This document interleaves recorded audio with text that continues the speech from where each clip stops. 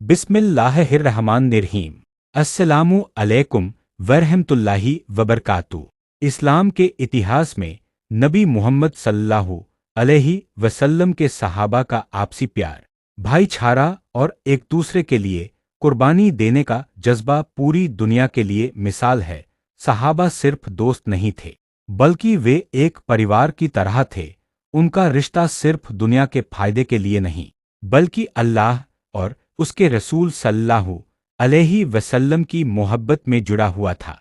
जब नबी मोहम्मद सल्लल्लाहु अलैहि वसल्लम मक्का से मदीना हिजरत करके आए, तब मुसलमानों के पास बहुत कम सामान था। मक्का से आने वाले मुसलमानों को मुहाजिर कहा जाता था और मदीना के मुसलमानों को अंसार कहा जाता था। उस समय अंसार ने जिस तरह मुहाजिरों का स्वागत किया, वह इतिहास में हमेशा याद रखा जाएगा।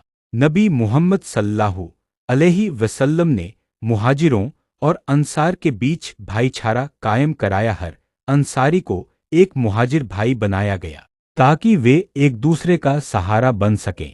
एक बार सअद इब्न रबी नाम के एक अंसारी सहाबी को अब्दुर्रहमान इब्न औफ का भाई बनाया गया। सअद इब्न रबी बहुत अमीर थे।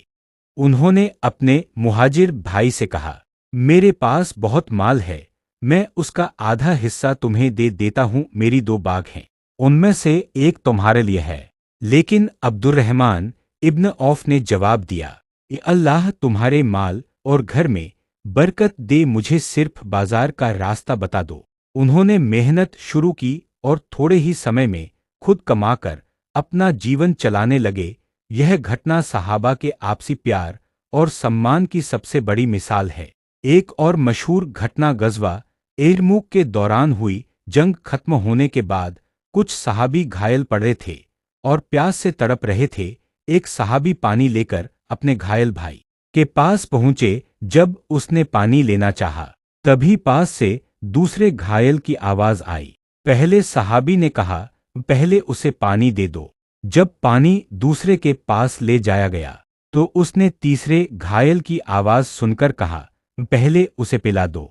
इस तरह पानी एक से दूसरे के पास जाता रहा, लेकिन जब तक पानी वापस पहले सहाबी तक पहुंचा, तब तक तीनों सहाबी अल्लाह को प्यारे हो चुके थे। उन्होंने अपनी प्यास से ज्यादा अपने भाई की जरूरत को अहमियत दी। यह था सहाबा का आपसी प्यार पूर्णविराम। ऐसा प्यार जिसमें अपनी जान से ज्यादा दूसरे की फिक्र होती थी। हजरत अबू बकर सिद्दीक और हजरत उमर इब्न अल-खत्ताब के बीच भी गहरा प्यार था। दोनों हमेशा एक दूसरे का सम्मान करते और इस्लाम की भलाई के लिए मिलकर काम करते थे। इसी तरह हजरत अली इब्न अबी तालिब और दूसरे सहाबा के बीच भी भाईचारा और मोहब्बत थी। जब भी किसी को परेशानी होती, दूसरे सहाबी तुरंत उसकी मदद के लिए आगे बढ़ जाते। सहाबा का यह प्यार सिर्फ शब्दों तक सीमित नहीं था, बल्कि उनके कर्मों में दिखाई देता था। वे एक दूसरे के दुख में दुखी होते और खुशी में खुश होते थे। नबी मोहम्मद सल्लल्लाहु अलैहि वसल्लम हमेशा अपने सहाबा को आपस में मोहब्बत और एकता बनाए रखने की शिक्षा देते थे।